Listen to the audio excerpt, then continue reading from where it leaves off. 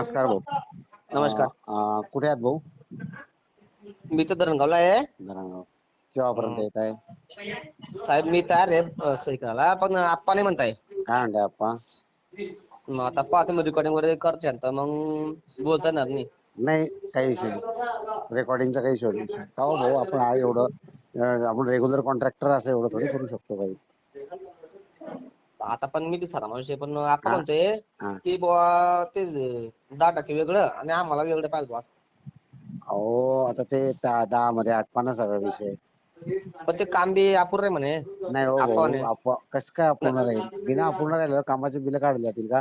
बरं काय झालंय की आता 24 तारखेला 25 तारखेला ती जी पेमेंट सिस्टीम ती बंद होऊन जाते, डायरेक्ट 2 महिन्याकरता बंद होऊन जाईल. माझं अडचण ती आहे भाऊ, दुसरं काही तुम्ही समजू शकता, कॉन्ट्रॅक्टर आहे तुम्ही.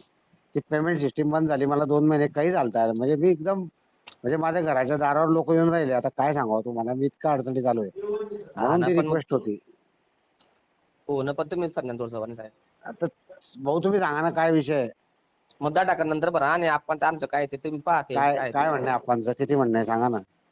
आपण दुसरं एक पेटी पाहिजे. नाही हो, एवढे कुठे एवढे थोडी पैसे कमवतो भाऊ आपण.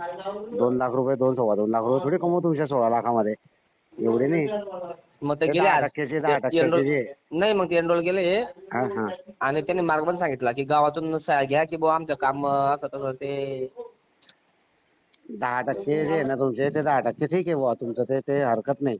पण मग ते एवढे वरतून 10% म्हटलं तर ते शक्यच नाही भाऊ, पॉसिबलच नाही पाच. आहे. हा बोला ना. आपण बोलून घ्या मग तुम्ही, आपण समोर बोलू, फोनवर बोलणं योग्य नाही ते. हा ठीक आहे, मी बोलतो आपणशी. संध्याकाळी तुला मी हा हा. सांगा त्यांना माझं नाव असं हो असं बोलतो तू. हो हो.